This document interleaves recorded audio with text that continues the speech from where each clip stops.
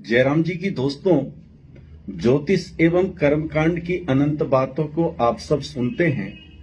आज मैं 56वें भाग में परिचर्चा करना चाहता हूं बुध ग्रह का स्वभाव, प्रभाव और निदान क्या क्या है।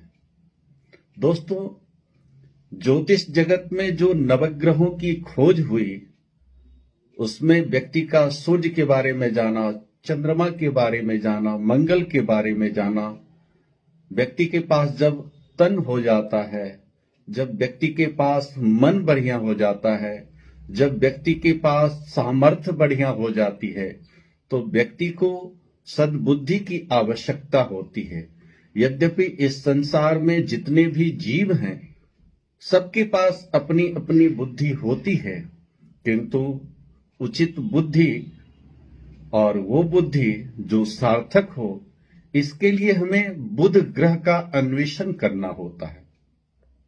अगर हम बुध ग्रह का स्वभाव की बात करें तो जिस जातक का बुध बढ़िया होता है वो व्यक्ति सहनशील होता है, अन्वेषण करने वाला होता है, कलाकार होता है, संगीत की दुनिया में अग्रणी होता है और शीतल स्वभाव तो है ही। बुध का जो रंग है वो हरा है और हरी चीजों पर ज्यादा आकर्षित होता है। बुध ग्रह की जिस ग्रह के साथ युति बन जाती है वैसा व्यक्ति स्वभाव और प्रभाव का हो जाता है। यह बात हम आप सब जानते हैं कि अगर शिक्षाविद होना है, अगर कलाकार बनना है, अगर किसी चीज की खोज करनी है, अगर संगीत की दुनिया में बढ़िया बनना है, अभिनय के दुनिया में बढ़िया बनना है, या फिर व्यापार को बेहतर चलाना है, या आपके पास जो चीज है उसका सदुपयोग करना है, तो सद्बुद्धि की जरूरत होती है।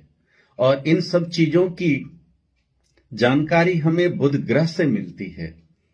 अब अगर हम बुध ग्रह के प्रभाव की बात करें तो ज्योतिष जगत में बुध ग्रह की जो महादशा है वो 17 वर्ष की है। प्रत्येक व्यक्ति के जीवन में जब बुध की महादशा आती है तो 17 वर्षों के लिए आती है। बहुत से ऐसे जातक होते हैं जिनके जीवन में बुध की महादशा आती ही नहीं है, और बहुत से ऐसे जातक होते हैं जिनके जीवन में केवल अंतरदशा और प्रत्यंतर दशा ही बुध की आती है और उसका ही लाभ उन्हें मिल पाता है। वो भाग्यवान व्यक्ति होता है जिसका बुध भी बढ़िया हो और बुध की महादशा भी उसके जीवन में आए तो समुचित लाभ मिलता है। अब आप इस बात को ऐसे समझें, जिस प्रकार से सम्राट सूर्य को कहा गया है उसके इर्द गिर्द ही बुध ग्रह होता है और बुध के साथ शुक्र भी होता है। इसलिए किसी जन्मपत्री में अगर यह देखना हो कि यह कुंडली ठीक है या नहीं है, तो बुध और शुक्र अगर सूर्य के इर्द गिर्द हो, एक दो राशियों के पास, तो कुंडली ठीक होती है, और दो राशियों के आगे में अगर बुध या शुक्र हो तो कुंडली गलत होती है। एक माह में बुध जो है, यानी एक राशि का परिवर्तन 1.5 माह में बुध करता है, और चूंकि सूर्य भी एक राशि का परिवर्तन 1 माह में सूर्य ग्रह करता है, इसी प्रकार से बुध भी 1.5 माह में। इसीलिए चाहे साल का कोई महीना हो, उन तमाम महीनों में आपको सूर्य के इर्द गिर्द ही बुध ग्रह आपको दिखाई देगा। बुध ग्रह को 2 राशियों पर अधिकार मिला है, एक मिथुन राशि और एक कन्या राशि। 2 राशियों पर बुध का अधिकार है। अगर केंद्रेश बुध हो जाए और अकेला हो जाए तो जातक के लिए हानिकारक होता है, केंद्र का दोष लग जाता है। अगर बुध ग्रह सूर्य के साथ बढ़िया स्थिति में युक्त हो जाए तो जातक जो है, चाहे वो कला का क्षेत्र हो, चाहे व्यापार का क्षेत्र हो, चाहे संगीत का क्षेत्र हो, निपुण हो जाता है। बुध के साथ शुक्र की युति हो जाए तो कला क्षेत्र में जातक निपुणता को प्राप्त करता है। अगर बुध के साथ, चूंकि बुध सौम्य ग्रह है बुध के साथ सौम्य ग्रह की युति रहेगी तो सौम्यता रहेगी। बुध ग्रह के साथ उग्र ग्रह की, अग्निकारक ग्रह की युति रहेगी तो उसी प्रकार का व्यक्ति का स्वभाव और प्रभाव बन जाएगा। बुध ग्रह चूंकि सौम्य ग्रह है, नपुंसक ग्रह है, हरा रंग है उसका, हरी चीजों पर आकर्षण बुध ग्रह की रहती है, और बुध जिस ग्रह के साथ होगा वैसा ही व्यक्ति का स्वभाव और प्रभाव हो जाएगा। बुध जो है कन्या राशि में बुध उच्च का हो जाता है और मीन राशि में बुध ग्रह नीच का हो जाता है। इसलिए जीवन में बुध ग्रह को ठीक से समझना और देखना चाहिए। आपके जीवन में अगर बुध उच्च का है तो अच्छी बात है, अगर बुध ग्रह नीच का है या स्वराशि का है तो आप बुध ग्रह को ठीक कर सकते हैं वैदिक पद्धति के द्वारा। वैदिक पद्धति में एक मंत्र है, ओम उदबुद्य स्वाग्ने प्रतिजागृहित्वमिष्टा पूर्ते सगुं श्रियेथा मयञ्च अस्मिन् सधस्ते अद्युत्तरस्मिन् विश्वे देवा जजमानश्च सीदतः ओम बुधाय नमः। यह वैदिक मंत्र है। इस मंत्र के कम से कम 76,000 जाप होने चाहिए, तभी बुध का लाभ मिलता है। इसका दशांश हवन होना चाहिए, दशांश तर्पण मार्जन होने चाहिए, दशांश ब्राह्मण भोजन होना चाहिए और तुलादान होना चाहिए, तभी बुध ग्रह का हम लाभ ले सकते हैं। अगर आप स्वयं बुध ग्रह का मंत्र का जाप करना चाहते हैं तो पौराणिक मंत्र भी है, ओम प्रियंगुकलिका श्यामं रूपेण प्रतिमं बुधं सौम्यं सौम्य गुणोपेतं तं बुधं प्रणतोस्म्यहम् ओम बुधाय नमः। यह पौराणिक मंत्र है। इस मंत्र का जाप कोई भी व्यक्ति कर सकता है। वैदिक मंत्र के लिए तो कुछ नियमावली होती है, किंतु पौराणिक मंत्र को कोई भी जाप कर सकता है और इस मंत्र का जाप करके भी बुध का लाभ लिया जा सकता है।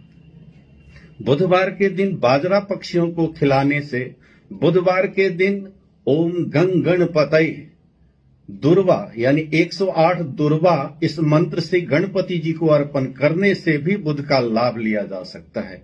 आप गणपति अथर्व शीर्ष का पाठ करके आप बुध को ठीक कर सकते हैं। अगर आपको रत्न पहनने की इच्छा है तो आप पन्ना धारण कर सकते हैं।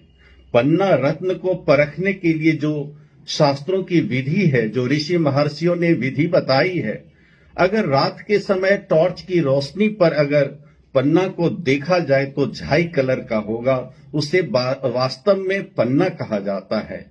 और अगर वैसे ही हरा कलर है, जितना पारदर्शिता पत्थर में होगा उतना सुंदर होगा, अन्यथा केवल अगर आप हरा कलर देखेंगे तो फिर ये आपको सही पन्ना नहीं होगा।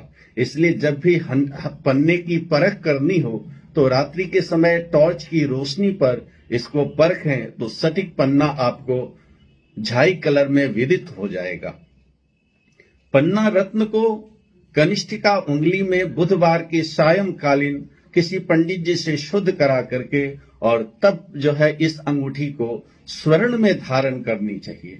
अगर आपका वजन 50 किलो है, 60 किलो है, 70 किलो है तो 10 किलो के अनुपात में एक रत्ती है का रत्न होना चाहिए। 50 किलो है तो 5.25 रत्ती, 60 किलो है तो 6.25 रत्ती, 70 किलो है तो 7.25 रत्ती, और इसी अनुपात में अगर आप पन्ना धारण करते हैं स्वर्ण में तो आपको लाभ मिलेगा। किंतु बुध की एक विशेषता है, बुध ग्रह की जिस ग्रह के साथ युति हो, अगर वो रत्न के साथ पन्ना पहना जाए तभी समुचित लाभ मिलता है, अन्यथा अकेला पन्ना लाभ नहीं देता है। और पन्ना चांदी में धारण करने से भी लाभ नहीं होता है। अतः अपने आचार्य से परामर्श लेकर के जन्मपत्री को ठीक से आकलन करके तब पन्ना धारण करना चाहिए। दोस्तों, इस संसार में ज्योतिष जगत एक अथाह सागर है। इसमें से जितनी बातों को समझ लें वो थोड़ी है।